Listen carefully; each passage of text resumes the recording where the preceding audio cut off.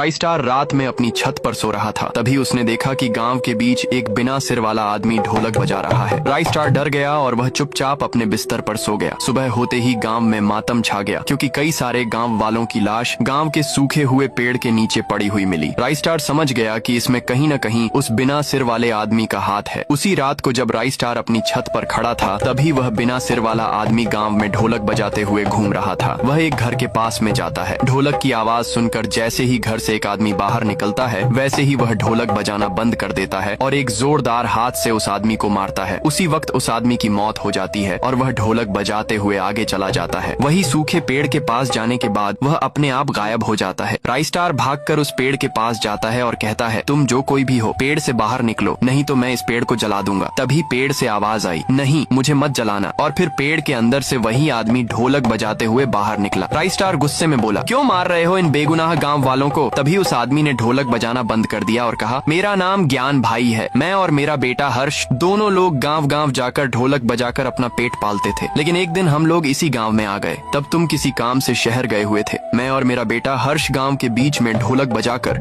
लोगों का मनोरंजन कर रहे थे। तभी हमारे पास साबिर बॉस आया और उसने कहा, तुम लोग कितने दिनों तक लगातार ढोलक बजा सकते हो? मैंने कहा, प्रधान जी, मैं कम से कम 7 दिन लगातार ढोलक बजा सकता हूँ। साबिर बॉस हंस पड़ा और बोला, क्यों झूठ बोल रहे हो? अगर तुम 7 दिन तक लगातार ढोलक बजा दोगे तो मैं तुम्हें 10 लाख रुपए दूंगा। मैं और मेरे बेटे ने ढोलक बजाना शुरू किया। दिन रात 24 घंटे हम दोनों ढोलक बजाते रहे। धीरे धीरे 7 दिन पूरे हो गए। सभी गांव वालों ने हमारी तारीफ की और वादे के मुताबिक साबिर बॉस ने हमें 10 लाख रुपए दे दिए। जब हम दोनों जंगल के रास्ते से अपने घर जा रहे थे, तभी रास्ते में ही साबिर बॉस और उसके कुछ गुंडों ने हमें घेर लिया और हमारे सारे पैसे छीन लिए। उन्होंने हमारे साथ मारपीट भी की। जब हम लोग दोबारा गाँव में आए और यह बात सबको बताई, तो किसी ने हमारी बात का विश्वास नहीं किया, क्योंकि साबिर बॉस ने उन्हें पहले ही भड़का दिया था। फिर गांव वालों और साबिर बॉस ने मिलकर मुझे और मेरे बेटे को इसी सूखे पेड़ के नीचे जलाकर मार डाला। तब से मेरी और मेरे बेटे की आत्मा भटक रही है। ये सुनकर राइस्टार की आंखों में आंसू आ गए और उसने कहा, तुम्हारा असली गुनहगार तो साबिर बॉस है, तो तुम सिर्फ उसी को क्यों नहीं मारते? ज्ञान भाई बोला, आज अमावस्या की रात है। आज मैं और मेरा बेटा दोनों मिलकर साबिर बॉस को मार देंगे। उसके बाद हम दोनों की आत्मा हमेशा के लिए आजाद हो जाएगी। राइस्टार, तुम सिर्फ इसी पेड़ के नीचे खड़े होकर पूरी रात ढोलक बजाते रहना। इससे मेरी शक्तियाँ बढ़ेंगी और मैं साबिर बॉस को आसानी से मार सकूंगा। राइस्टार ने वैसा ही किया। इधर जब साबिर बॉस रात में अपने घर में आराम से सो रहा था, तभी वहाँ पर ज्ञान भाई की आत्मा आ गई। उसने जोर से उसके सिर पर ढोलक बजाई, जिससे साबिर बॉस के कान के पर्दे फट गए और उसका पूरा शरीर भी चकनाचूर हो गया।